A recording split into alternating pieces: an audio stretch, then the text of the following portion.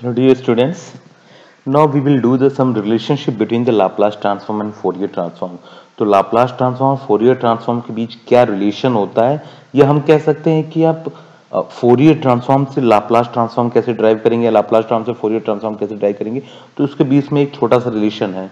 तो शुरू करते हैं. दैट इज हमें मालूम है कि Laplace transform का जो फॉर्मूला होता है x of s equal to minus infinite to infinite x of t e to the power minus st dt होता है. तो ये फॉर्मूला तो हमें मालूम है, और हमें मालूम है कि s इक्वल टू जो वैल्यू होती है, जो s होता है, s इक्वल टू होता है sigma plus j omega, where जो सिग्मा होता है, जो ये सिग्मा पार्ट होता है, ये this is the real part and j omega is the imaginary part. तो जब आप s प्लेन बनाते हैं, जो आप s प्लेन ऐसे डिफाइन करते हैं, ये अगर आपका s प्लेन होता है, ये आपकी जीरो है यहाँ पे, और तो ये जो आपकी जो हॉरिजॉन्टल लाइन होती है, horizontal line is your sigma and this vertical line is nothing but the j omega. So this is and this totally defined as the s plane. तो आप s equal to sigma plus j omega को इस तरह define कर सकते हैं, where sigma is the real part of x axis, where j omega is the imaginary part. तो जो ये formula s equal to sigma plus j omega, इसको वैल्यू आपने पुट कर दी, s वाले में पुट कर दी, दैट इज इक्वेशन 14 में आपने पुट कर दी, जो लाप्लास ट्रांसफॉर्म इक्वेशन था. तो उसमें आपको जो फॉर्म जो आपका इक्वेशन था वो चेंज हो जाता है, x of t e to the power minus sigma plus j omega t dt.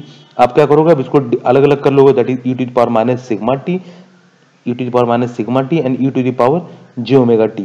या आप इसको थोड़ा सा और एडजस्ट कर सकते हैं, क्योंकि माइनस है तो माइनस अंदर दोनों में मल्टीप्लाइड होगा, तो हो जाएगा e to the power minus sigma t into e to the power minus j omega t. तो आप देख रहे हैं x of e to the power minus x of t e to the power minus sigma t को आपने एक bracket में कर लिया, और e to the power minus j omega t को आपने बाहर कर लिया. तो आप देख सकते हैं ये जो पोर्शन है, ये जो आपका ब्रैकेट के अंदर है, ये क्या है, एज एन इनपुट आप ट्रीट कर सकते हैं इसको. ये पूरा का पूरा आपका क्या हो गया, एज एन इनपुट हो गया.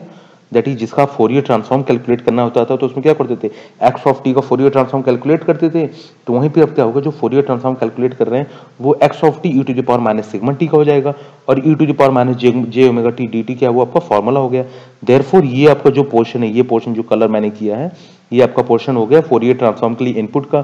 तो इसे हम किस तरह लिख सकते हैं, इसे हम लिख सकते हैं F of x of T E to the power minus sigma T. That is इस पोर्शन का आपको क्या निकालना है, इस पोर्शन का आपको क्या निकालना है, फोरियर ट्रांसफॉर्म निकालना है.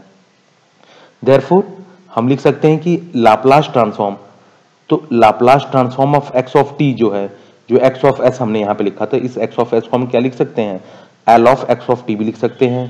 ठीक है, तो L Laplace transform of x of t is equal to the Fourier transform of x of T E to the power minus sigma t. और जो ये e to the power minus sigma T, that is क्योंकि sigma real होता है, तो इसे हम कहते हैं रियल एक्सपोनेंशियल फंक्शन जो है, ये मे बी डिकेइंग हो सकता है या ग्रोइंग हो सकता है in time, depending on the value of sigma. That is अब अगर सिग्मा की वैल्यू पॉजिटिव है या नेगेटिव है, तो उसके अकॉर्डिंग आपको जो रियल एक्सपोनेंशियल फंक्शन है, ये आपका ग्रोइंग भी हो सकता है और डिकेइंग हो सकता है इन द टाइम.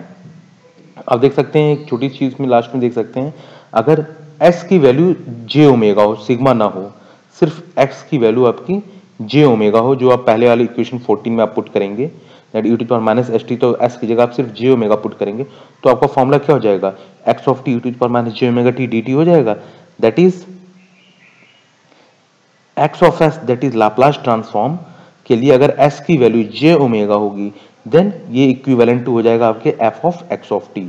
तो ये आपका हो गया relationship between the Laplace transform and the Fourier transform. तो बहुत इजी था, सिर्फ आपको ये समझना था कि हमने लाप्लास ट्रांसफॉर्म का इक्वेशन लिख किया, देखिए e to the power minus S T, S की जगह sigma plus J omega put कर दिया, सिग्मा और जे ओमेगा को दोनों अलग अलग एक्सपोनेंशियल में कर दिया. तो आप देख सकते हैं कि आपका ये एक इनपुट टर्म बन गया, तो इसे हम F of T X of T to power minus sigma T कर दिया. दैट इज ये रिलेशनशिप हो गया लाप्लास ट्रांसफॉर्म फोरियर ट्रांसफॉर्म के बीच में. वहीं अगर आपका S equal to J omega use करते हैं, दैट इज सिग्मा को आप नेग्लेक्ट करते हैं, then E to the power minus J omega T होगा. तो हम देख सकते हैं अगर x ऑफ s की value s equal to J omega रखते हैं, देन इसका जो रिलेशनशिप हो जाएगा equal to f of x t के बराबर हो जाएगा. So this is the relationship between the Laplace transform and the Fourier transform. Now in the next lecture we will talk about the z transform. तो देखेंगे z transform कहां और कैसे use करते हैं.